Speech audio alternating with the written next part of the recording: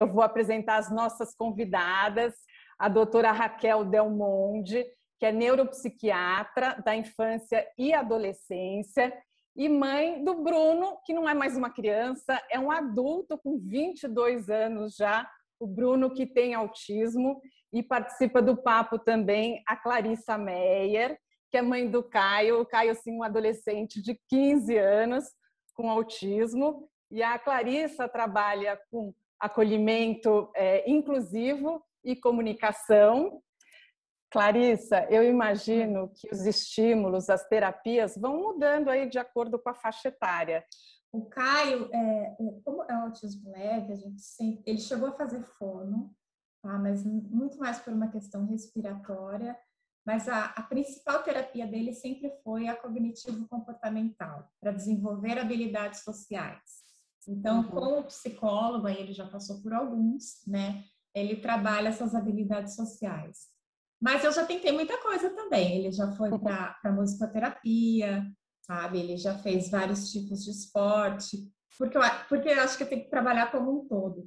Eu queria saber se esses estímulos existem na rede pública, porque são várias, né? E muitas vezes as pessoas não têm como pagar, as famílias não têm como arcar com isso. E como ficam essas terapias agora, nessa fase de pandemia? Eu acho que a questão mais importante em relação às terapias é uma frase que a gente sempre fala, é que se você conhece um autista, você conhece um autista. Porque realmente essa heterogeneidade, que é a marca registrada do espectro, também faz com que a gente tenha que pensar nessa assistência terapêutica individualmente. Não é igual para todo mundo. Então, nós temos, por exemplo, as intervenções principais, que é a intervenção comportamental, de abordagem comportamental com psicólogo, a intervenção da fonoaudiologia, né, não só para o desenvolvimento da fala em si, como muita gente pensa, mas para a comunicação social como um todo. E a intervenção com a terapia ocupacional, principalmente de abordagem na integração sensorial. Então, essas são as abordagens principais, mas ainda assim a necessidade de cada criança é variável em relação a isso. Eu acho que é importante também ressaltar a importância dos suportes pedagógicos na escola. Isso faz toda a diferença, assim, do mundo para as crianças.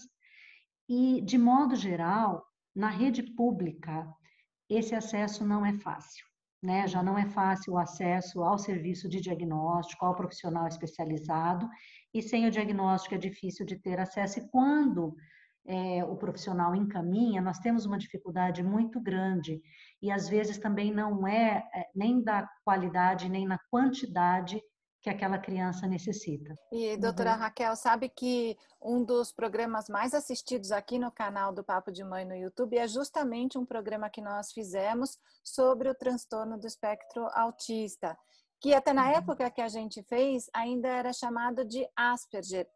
Esse nome não é mais usado. Ainda é no Brasil, porque a gente aqui adota oficialmente, para questões legais mesmo, a mesma classificação da Organização Mundial da Saúde, que é o CID, que está na sua 10ª versão, o CID-10. O CID-10 ainda tem o termo síndrome de Asperger, só mais esse ano. A gente muda para o CID-11 no comecinho, 1º de janeiro de 2022.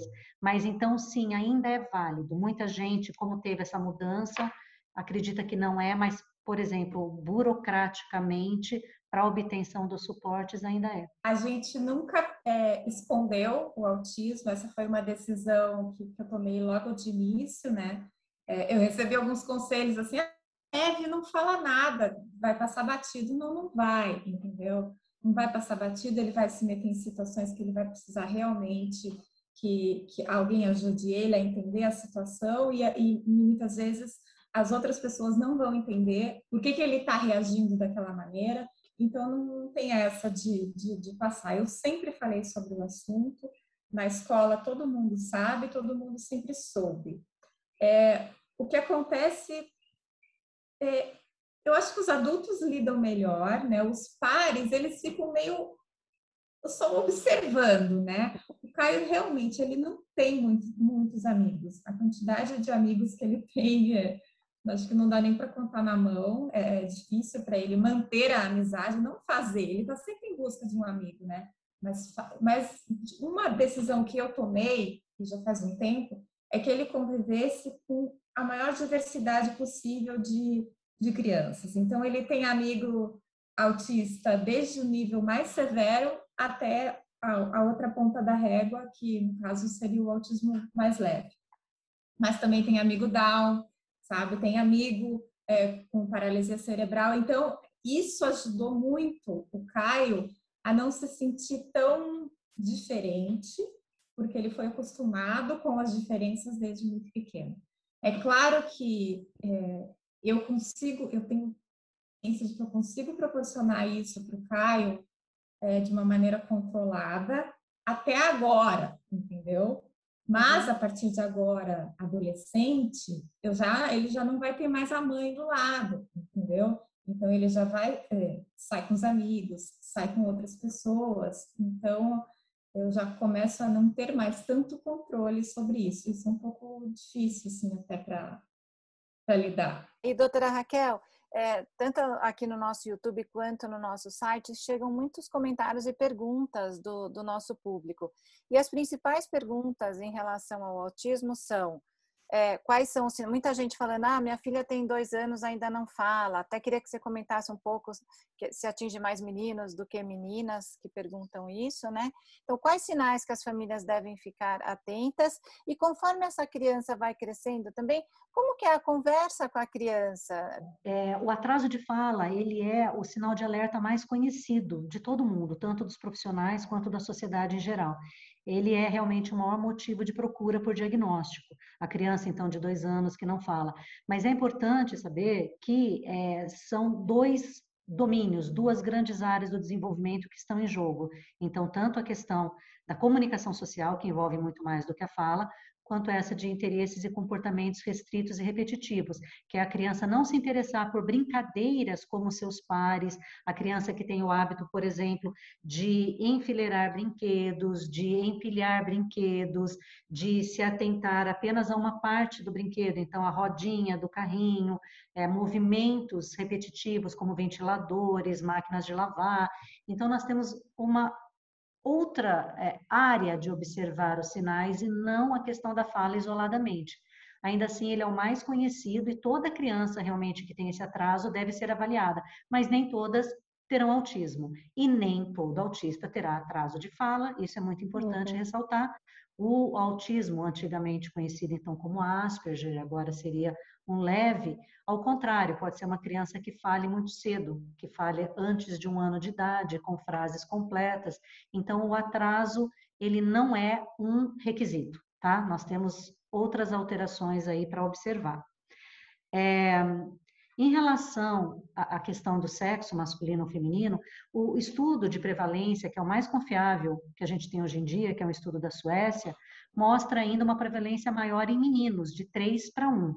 Isso já foi muito maior no passado, né? Porque se estimava que eram 10 meninos para cada menina afetada. Hoje em dia a gente sabe que é muito menos. E as meninas são subdiagnosticadas, porque no geral elas têm uma manifestação mais sutil dos sinais do autismo. Então, mesmo mais tarde, elas têm habilidades melhores de camuflagem, que a gente chama, e isso se deve tanto por questões do desenvolvimento neurológico quanto questões culturais. As meninas brincam mais, né, das brincadeiras de faz de conta, as meninas dão mais palpite no que a outra está fazendo. Então, nós temos uma manifestação diferente das meninas e um subdiagnóstico que hoje em dia a gente realmente tenta alertar. E para as famílias, eu acho que a dica principal seria realmente de se informar dos direitos, eu acho que é o mais importante para que elas corram atrás. Nós temos visto que grupos que existem em redes sociais são importantes para essa conscientização, mas eu deixaria também uma dica muito importante: ouvir a voz dos autistas, dos próprios autistas. Nós temos muitos autistas adultos, ativistas, que falam muito sobre o seu diagnóstico, sobre as dificuldades que eles passam.